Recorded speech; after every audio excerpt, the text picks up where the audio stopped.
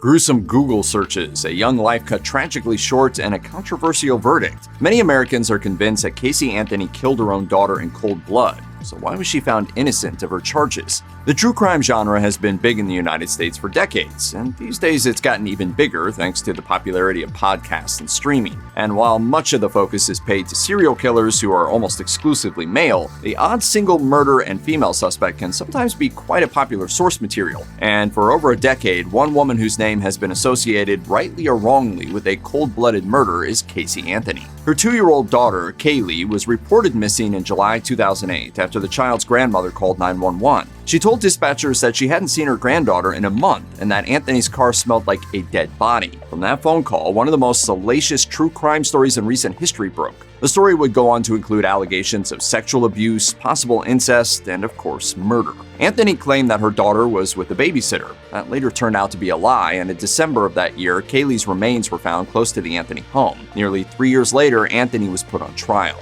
It seemed that the entire country was convinced of Anthony's guilt. However, despite Anthony giving conflicting information to investigators, as Reuters reported, a jury failed to convict her on the most serious charges against her, that of the murder of her daughter.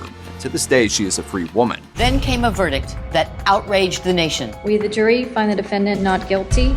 Anthony's trial began in May 2011. Charges included first-degree murder, aggravated child abuse, aggravated manslaughter, and 4 counts of providing false information to law enforcement. Kaylee's remains were found buried in plastic bags, and she had duct tape over her face. However, it's unknown what exactly happened to Kaylee. Her autopsy states that she died by undetermined means. Anthony's defense claimed that Kaylee had drowned in the family pool. The prosecution, on the other hand, argued that Anthony had suffocated her daughter using duct tape and chloroform. The evidence against Anthony was overwhelming, to say the least. Time reported that traces of chloroform were found in Anthony's car. She had Googled neck breaking and how to make chloroform.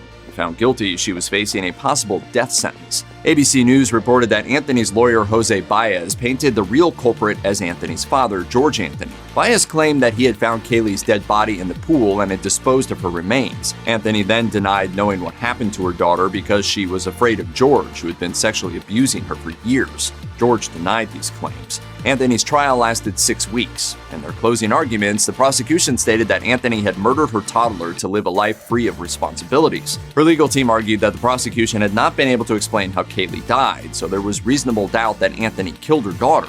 On July 5, 2011, Casey Anthony was acquitted of first-degree murder. But although Anthony was not convicted of her daughter's murder, Time reports that she was charged with 4 counts of providing false information to investigators. For this, she was sentenced to 4 years in prison. However, Anthony walked free. The time she had spent in jail awaiting her trial was counted towards his sentence. Nevertheless, there was no shortage of circumstantial evidence that pointed to Casey Anthony having had at least something to do with her daughter's death and disappearance. 500 pages worth, according to ABC News. There was a diary entry in which she may have referred to murdering her daughter. There was duct tape found at the Anthony home that bore similarities to the duct tape found near Kaylee's body, etc. But when it came to actual physical evidence, the state of Florida simply failed to provide enough to convince jurors of her guilt, as one juror identified as Jennifer Ford said via a companion ABC News report. If you're going to charge someone with murder, don't you have to know how they killed someone or why they might have killed someone or have something where, when, why, how? Those are important questions. Ford added that she was not and is not convinced that Casey is blameless. Similarly, others noted that the evidence against Casey, despite her innocence or guilt in the court of public opinion, simply wasn't there. One anonymous juror told People, "They gave us a lot of stuff that makes us think that she probably did something wrong, but not beyond a reasonable doubt."